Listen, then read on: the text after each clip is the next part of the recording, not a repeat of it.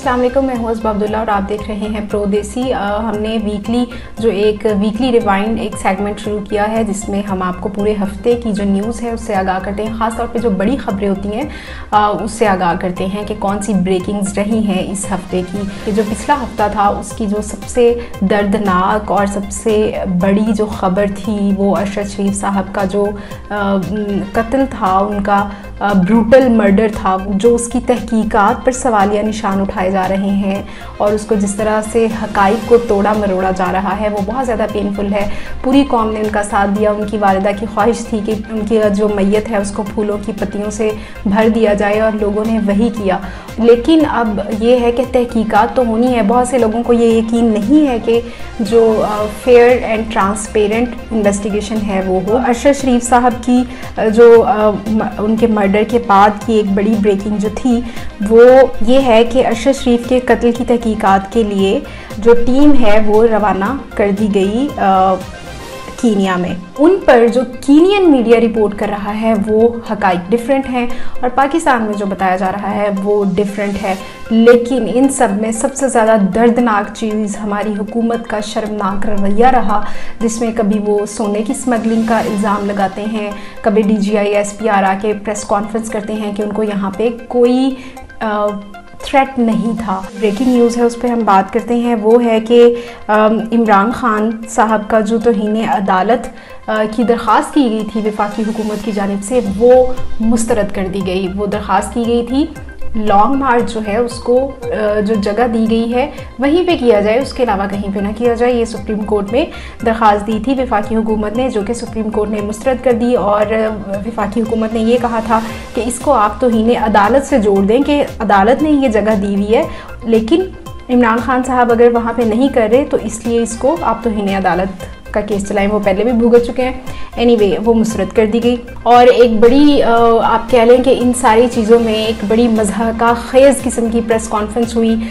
और PTI के अपने ही एक जो मेंबर थे उन्होंने ये प्रेस कॉन्फ्रेंस की और फैसल वावड़ा साहब, none other than Faisal Vawda साहब, उन्होंने प्रेस कॉन्फ्रेंस की और बड़ी अजीब अजीब किस्म की बातें की। मकसद उसका क्रक्स ये था कि अरशद शरीफ का जो कत्ल था वो उसको PTI पे डालने की कोशिश की उन्होंने और साथ ये भी साबित करने की कोशिश की कि यहाँ पे उनको किसी किस्म की कोई ख़तरा नहीं था और यहाँ उनकी जान महफूज थी। साथ उन्होंने और भी बड़ी मेरे पास इतने हक़ाइक़ हैं, ये हैं वो, ऐसा सारी चीज़ें उन्होंने बताई। तो अगर उनके पास हक़ाइक़ हैं तो हुकूमत को चाहिए सबसे पहले फैसल वावड़ा साहब को पकड़ें। उनके पास इतने हक़ाइक़ हैं वो ज़ाया ना हो जाएं, उनको पकड़ें और तहकीकात शुरू करें। इससे बेहतर चीज़ और क्या हो सकती है। लेकिन आई गेस वो भी स्क्रिप्टेड उनके पास हक़ाइक़ होंगे जो वो देना चाह रहे हैं, इसीलिए उन्होंने कहा होगा।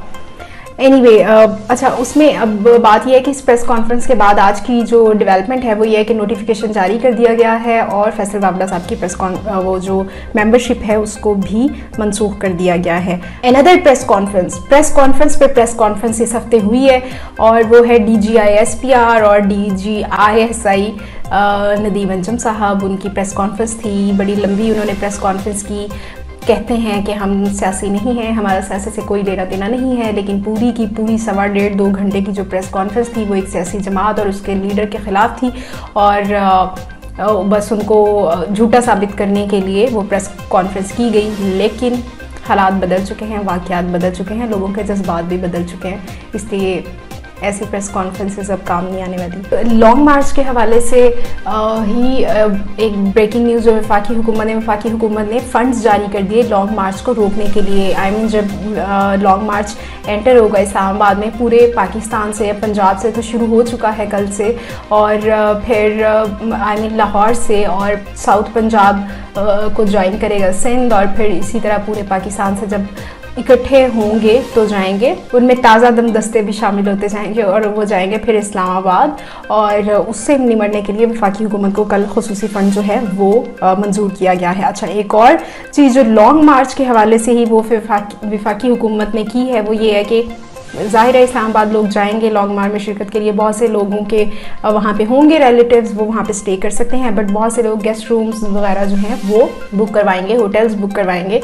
लेकिन वफाकी हुकूमत ने ये हुक्मनामा जारी कर दिया है कि लॉन्ग मार्च के शुरका को ये सहूलियात दस्तयाब नहीं होंगी अपने ही मुल्क में, अपने ही मुल्क के वफाकी दारुल हुकूमत में। Now you can not book a hotel room और अ गेस्ट रूम। आप यहाँ पे अजनबी हैं, किसी और सैयारे और पता नहीं किसी और मुल्क से आए हुए हैं, इसलिए ज़रा ध्यान से जाइएगा। लॉन्ग मार्च के हवाले से ही है ये, लेकिन बड़ी ब्रेकिंग न्यूज़ है। वो इमरान खान साहब ने अरशद शरीफ साहब के लिए जो ऐलान किया कि हम जर्नलिज़म स्कूल, अरशद शरीफ जर्नलिज़म स्कूल बनाएंगे और वो पंजाब में बनेगा। That is very good. और जिस तरह से उन्होंने पूरे थ्रू आउट जहाँ पे भी उन्होंने तकरीर की, लिबर्टी में, फिर शाहदरा पे जाके, फिर उससे आगे मजंग और LOS और एंड वाली तकरीर जो दाता दरबार की, तो ये सारी चीज़ें वहाँ पे उन्होंने मेंशन किया और फिर लोगों ने उसका भरपूर तरीके से जवाब भी दिया। कल का जो लॉन्ग मार्च था उसमें सबसे ज़्यादा बैनर्स जो थे वो अरशद शरीफ साहब के हवाले से नजर आए। ब्रेकिंग न्यूज़ भी है लेकिन थोड़ी अजीब भी है। वो जवाद अहमद साहब जो हैं, उनका मैं आपको बताती हूँ उनका मसला क्या है। उनका मसला इब्रारुल हक साहब से है। वो बचपन से ही जब वो टीनेजर्स थे तो वो उनके गाने मकबूल होते थे, इनके नहीं होते थे। उनको लोग बहुत ज़्यादा प्यार देते थे, इनको नहीं देते थे और इनको बहुत ज़्यादा खार है इब्रारुल हक साहब से। इब्रारुल हक साहब ने पार्टी PTI ज्वाइन की, उनसे पहले ही कर ली जवाद अहमद से, इसलिए क्योंकि जवाद अहमद को चिढ़ है उनसे, तो इसलिए उन्होंने ये सोचा कि इसने अगर PTI ज्वाइन की है तो मैं क्यों ना अपनी पार्टी बनाऊं। उन्होंने अपनी पार्टी बना ली। अब जो है वो अजीब व गरीब किस्म के बयानात देते हैं उनकी खार में। खार इनको वैसे इमरान खान साहब से नहीं है, इनको सिर्फ खार है इब्रारुल हक साहब से कि वो उनको वहाँ पे इतना क्यों मर्तबा मिला हुआ है, क्यों उनके गाने वहाँ पे चलते हैं, वायरल हैं, लोग उन पे ऐसे जवाब देते हैं, इस तरह से इंजॉय करते हैं। एनीवे, तो जवाद अहमद साहब ने ये कहा है, ट्वीट की है कि लोग हक और सच के साथ खड़े हों। अब इस ट्वीट का क्या मतलब था ये तो वो खुद ही बता सकते हैं, लेकिन ये है कि बहुत ज़्यादा बैकलैश आता है जब भी वो इमरान खान साहब पे और PTI पे तनकीद करते हैं, जो बहुत ज़्यादा अजीब व गरीब किस्म की बातें भी करते हैं। एनीवे, उनका अपना फेल है और किस तरह से वो उनके दिमाग में क्या चल रहा होता है, लेकिन हकीकत जो थी वो मैंने आपको बता दी है। आखिरी जो बात हम कर रहे हैं वो PTI के ही लॉन्ग मार्च के हवाले से है। वो ये है, ब्रेकिंग भी है ऑब्वियसली, लेकिन बहुत, बल्कि ये ब्रेकिंग नहीं है ये अगर मैं ये कहूँ, क्योंकि लॉन्ग मार्च का तो पहले से पता था कि इस दिन होना है, लेकिन अगर अरशद शरीफ साहब के कत्ल के बाद अगर भी बड़ी ब्रेकिंग न्यूज़ और हैरानकुन चीज़ थी वो इस लॉन्ग मार्च के हवाले से जो आई है वो थी वफाकी हुकूमत का मान जाना कि हम मुज़ाकरात के लिए तैयार हैं।